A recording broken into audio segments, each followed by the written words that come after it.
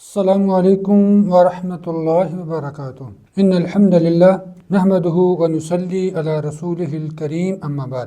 منافقین کا گروہ مسلمانوں کے لیے یہود و نصارہ سے بھی زیادہ خطرناک۔ اس گروہ کے متعلق کچھ ذکر کرنے سے قبل ہم آپ کو بتاتے ہیں کہ نفاق کسے کہتے ہیں اور اس کی کتنی قسمیں ہیں۔ نفاق عربی زبان میں اس کا معنی چھپانا اور حقیقت پر پردہ ڈالنا ہے، اور منافق کو منافق اس لیے کہتے ہیں کہ وہ اپنی حقیقت پر پردہ ڈالنے کی کوشش کرتا ہے، اور نفاق نافقہ سے ماخوذ ہے جو جربو یعنی ایک قسم کا جنگلی چوہا اس کی بل کو کہتے ہیں، کیونکہ بل میں داخل ہونے کے لیے اس کا راستہ الگ ہوتا ہے اور خطرے کے وقت اس سے نکلنے کا راستہ دوسرا ہوتا ہے، اور وہ نکلنے کے راستے پر پردہ ڈالے رکھتا ہے جس کا باہر سے کسی کو پتہ نہیں چلتا۔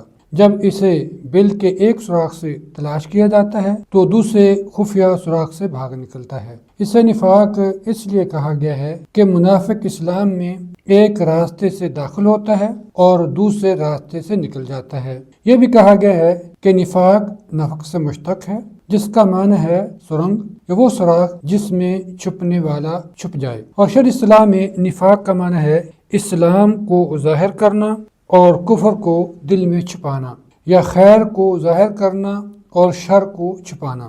اور چونکہ منافق اسلام کو ظاہر کرتا ہے اور کفر کو دل میں چھپاتا ہے، اس لیے اللہ تعالیٰ نے ان کے متعلق فرمایا ہے ان المنافقین هم الفاسقون، بے شک منافق ہی فاسق لوگ ہیں۔ فاسقوں سے مراد وہ لوگ ہیں جو دائرہ اسلام سے خارج ہیں۔ اور نفاق کی دو قسمیں ہیں۔ پہلی قسم اعتقادی نفاق، جس کو نفاق اکبر بھی کہتے ہیں۔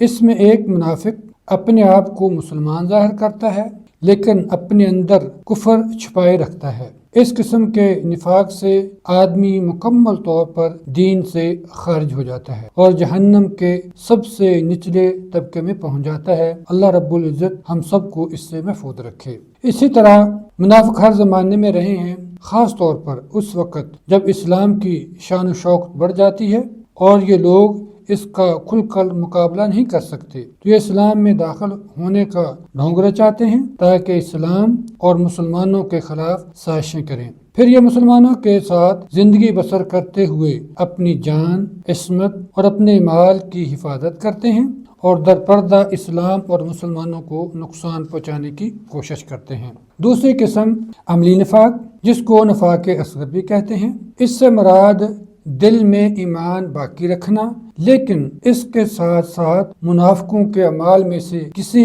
عمل کا ارتکاب کرنا یا ان کی صفات میں سے کسی صفت کو اختیار کرنا، مثلا بات بات پہ جھوٹ بولنا، وعدہ خلافی کرنا، امانت میں خیانت کرنا وغیرہ۔ اس نفاق سے انسان دائرہ اسلام سے خارج نہیں ہوتا، اس میں کچھ اچھی اور کچھ بری خصلتیں ہوتی ہیں، کچھ ایمانی خصلتیں ہوتی ہیں اور کچھ کفر اور نفاق والی عادتیں ہوتی ہیں، اور وہ اپنے اچھے اور برے عمل کے اعتبار سے ثواب یا عقاب کا مستحق ہوتا ہے۔ نفاق بہت ہی خطرناک بیماری ہے۔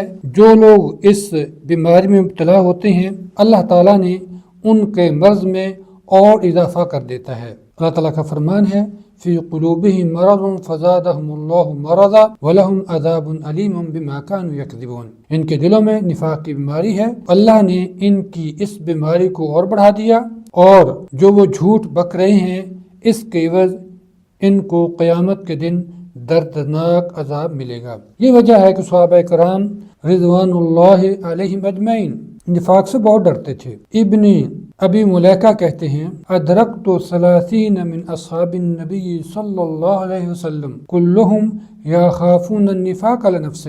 میں نے 30 صحابہ کرام رضوان اللہ علیہم اجمعین کو پایا، ہر ایک کو اپنے اوپر نفاق کا خوف تھا۔ عمر بن خطاب رضی اللہ تعالیٰ عنہ حذیفہ بن یمان رضی اللہ تعالیٰ عنہ سے پوچھا کرتے تھے کہ کیا رسول اکرم صلی اللہ علیہ وسلم نے میرا نام منافقوں میں لیا تھا کہ نہیں، کیونکہ حذیفہ بن یمان رضی اللہ تعالیٰ عنہ وہ صحابی ہیں جن کو رسول صلی اللہ علیہ وسلم نے منافقین کے نام بتائے تھے۔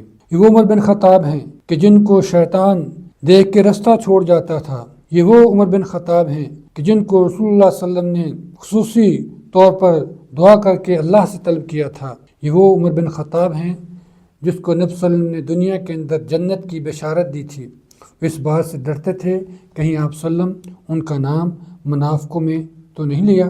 اب ہم منافقین کی نشانیوں کے متعلق بیان کرتے ہیں۔ ویسے تو منافقین کی بہت ساری نشانیاں ہیں، لیکن ہم چند انشاءاللہ بیان کریں گے۔ پہلی ان کی نشانی کیا ہے کہ جھوٹ بولنا۔ منافقوں کی بہت بڑی نشانی یہ ہے کہ وہ ہمیشہ جھوٹ بولتے ہیں اور ان کی زبان پر سچ کم ہی آتا ہے۔ ان کے جھوٹا ہونے کی شہادت خود اللہ رب العزت نے قرآن مجید میں کئی جگہ پہ کی ہے۔ اللہ فرماتے ہیں اذا جاءك المنافقون قالوا نشهد انك لرسول الله والله يعلم انك لرسوله والله يشهد ان المنافقين لكاذبون۔ جب آپ کے پاس منافق آتے ہیں تو کہتے ہیں ہم گواہی دیتے ہیں کہ یقیناً آپ اللہ کے رسول ہیں اور اللہ جانتا ہے کہ آپ اس کے رسول ہیں، اور اللہ یہ گواہی دیتا ہے کہ منافق سراسر جھوٹے ہیں۔ دوسری ان کی نشانی یہ ہے کہ وہ مکر و فریب اور دھوکہ دیتے ہیں۔ منافقین کی ایک نشانی یہ ہے کہ مکر و فریب اور دھوکہ بازی کرتے ہیں، حتیٰ کہ وہ اللہ تعالیٰ کو بھی دھوکہ دینے کی کوشش کرتے ہیں۔ اللہ تعالیٰ فرماتے ہیں یخادعون اللہ والذین آمنوا وما یخدعون الا انفسهم وما یشعرون فی قلوبهم مرض فزادهم اللہ مرضا ولہم عذاب علیم بما کانوا یکذبون۔ یہ لوگ اللہ کو اور ایمان والوں کو دھوکہ دینا چاہتے ہیں، حالانکہ یہ لوگ اپنے آپ کو دھوکہ دے رہے ہیں اور سمجھ نہیں رہے۔ ان کے دلوں میں نفاق کی بیماری ہے، اللہ نے ان کی بیماری کو اور بڑھا دیا، اور جھوٹے ایمان کا اظہار کرنے کی وجہ سے ان کو قیامت کے دن دردناک عذاب ملے گا۔ تیسری ان کی نشانی بذام اصلاح زمین میں فساد پھیلانا۔ منافقوں کی ایک بہت بڑی نشانی یہ بھی ہے کہ وہ معاشرے میں اصلاح کا دعویٰ کرتے ہوئے فساد برپا کرتے ہیں۔ اللہ تعالیٰ فرماتے ہیں وَإِذَا قِيلَ لَهُمْ لَا تُفْسِدُوا فِي الْأَرْضِ قَالُوا إِنَّمَا نَحْنُ مُصْلِحُونَ أَلَا إِنَّهُمْ هُمُ الْمُفْسِدُونَ وَلَكِنْ لَا يَشْعُرُونَ۔ اور جب انہیں کہا جاتا ہے کہ زمین میں فساد برپا نہ کرو تو وہ کہتے ہیں ہم ہی تو اصلاح کرنے والے ہیں، خوب سن لو، حقیقت میں یہی لوگ مفسد ہیں مگر یہ بات سمجھتے نہیں۔ ان آیت کریمہ میں اللہ تعالیٰ نے نبی کریم صلی اللہ علیہ وسلم کے زمانے میں منافقوں کے بارے میں بتایا ہے کہ وہ زمین میں فساد برپا کرتے تھے، اور جب انہیں اس سے منع کیا جاتا تو وہ کہتے تھے ہم ہی تو اصلاح کرنے والے ہیں۔ چوتھی ان کی نشانی کیا ہے؟ غداری کرنا۔ منافقوں کی ایک اور نشانی یہ ہے کہ اللہ تعالیٰ سے عہد کرنے کے بعد غداری کرتے ہیں اور اپنے عہد کو توڑ دیتے ہیں۔ اللہ تعالیٰ فرماتے ہیں وَمِنْهُمْ مَنْ عَاهَدَ اللَّهُ لَئِنْ آتَانَا مِنْ فَضْلِهِ لَنَصَّدَّقَنَّ وَلَنَكُونَنَّ مِنَ الصَّالِحِينَ الی آخر۔ ان میں سے کچھ ایسے ہیں جنہوں نے اللہ سے عہد کیا تھا کہ اگر اللہ ہمیں اپنی مہربانی سے مال و دولت عطا کرے گا تو ہم ضرور صدقہ کریں گے اور نیک بندے بن جائیں گے۔ پھر جب اللہ نے اپنی مہربانی سے انہیں مال عطا کیا تو بخل کرنے لگے اور کمال بے اعتنائی سے اپنے عہد سے پھر گئے۔ چنانچہ اللہ تعالیٰ نے ان کے دلوں میں اس دن تک کے لیے نفاق ڈال دیا جس دن وہ اس سے ملیں گے، کیونکہ انہوں نے اللہ سے جو وعدہ کیا تھا اس کی خلاف ورزی کی، اور اس لیے کہ وہ جھوٹ بولا کرتے تھے۔ پانچویں ان کی نشانی کیا ہے کہ کفار اور یہود سے دوستانہ تعلقات قائم کر کے مسلمانوں کے خلاف سازشیں کرنا۔ منافقوں کی ایک بڑی نشانی یہ ہے کہ یہود و نصارہ اور دیگر کفار سے دوستانہ تعلقات قائم کر کے مسلمانوں کے خلاف سازشیں کرتے ہیں۔ اللہ تعالیٰ فرماتے ہیں بشر المنافقین بأن لهم عذابا أليما الذين يتخذون الكافرين أولياء من دون المؤمنين أيبتغون عندهم العزة فإن العزة لله جميعا۔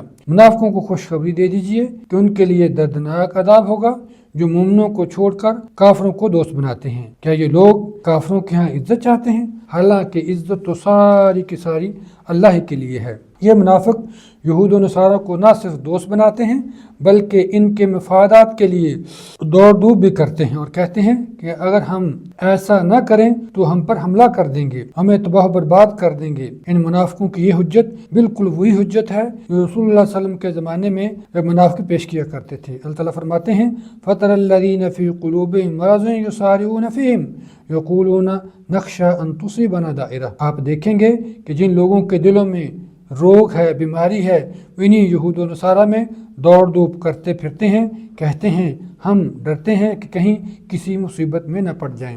چھٹی ان کی علامت کیا ہے کہ وہ نماز میں آنے میں سستی کرتے ہیں اور ریاکاری کرتے ہیں۔ منافقوں کی نشانی یہ ہے کہ وہ نماز میں سستی کرتے ہیں اور جب نماز پڑھتے ہیں تو صرف لوگوں کو دکھانے کی خاطر پڑھتے ہیں۔ اللہ تعالیٰ فرماتے ہیں ان المنافقین یخادعون اللہ وهو خادعهم واذا قاموا الى الصلاة قاموا كسالى يراؤون الناس ولا يذكرون اللہ الا قلیلا۔ یہ منافق اللہ سے دھوکہ بازی کرتے ہیں جبکہ اللہ ہی انہیں دھوکہ بدلہ دینے والا ہے، یعنی جبکہ اللہ تعالیٰ انہیں دھوکے کا بدلہ دینے والا ہے، اور جب وہ نماز کے لیے کھڑے ہوتے ہیں تو بڑی سستی کی حالت میں کھڑے ہوتے ہیں، صرف لوگوں کو دکھانے کے لیے نماز ادا کرتے ہیں اور اللہ کو کم ہی یاد کرتے ہیں۔ اس اللہ فرماتے ہیں وَلَا يَأْتُونَ الصَّلَاةَ إِلَّا هُمْ كُسَالَىٰ، اور نماز میں نہایت سستی کی حالت میں آتے ہیں۔ اسی طرح رسول صلی اللہ علیہ وسلم نے کچھ حدیث کے اندر ان کی نشانیاں بیان کی ہیں۔ آپ نے فرمایا کہ آیت المنافق ثلاث اذا حدث کذب واذا وعد اخلف واذا اؤتمن خان، کہ منافق کی نشانیاں تین ہیں،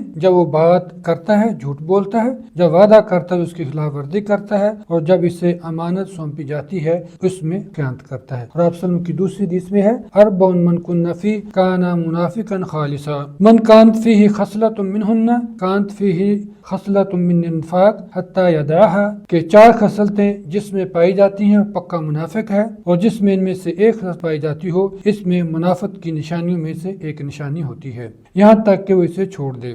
تمین خان، جب اس کے پاس امانت رکھی جاتی ہے خیانت کرتا ہے، وَإِذَا حَدَّثَ كَذَبَ، جب بات کرتا ہے جھوٹ بولتا ہے، وَإِذَا أَحَدَ غَدَرَ، جب وہ عہد کرتا ہے تو اسے توڑ دیتا ہے، وَإِذَا خَاصَمَ فَجَرَ، اور جب وہ جھگڑا کرتا ہے تو گالی گلوچ سے کام لیتا ہے۔ اللہ تعالیٰ سے دعا ہے اللہ تعالیٰ ہم ان مذموم عادات سے بچنے کی توفیق عطا فرمائے۔ السلام علیکم ورحمۃ اللہ وبرکاتہ۔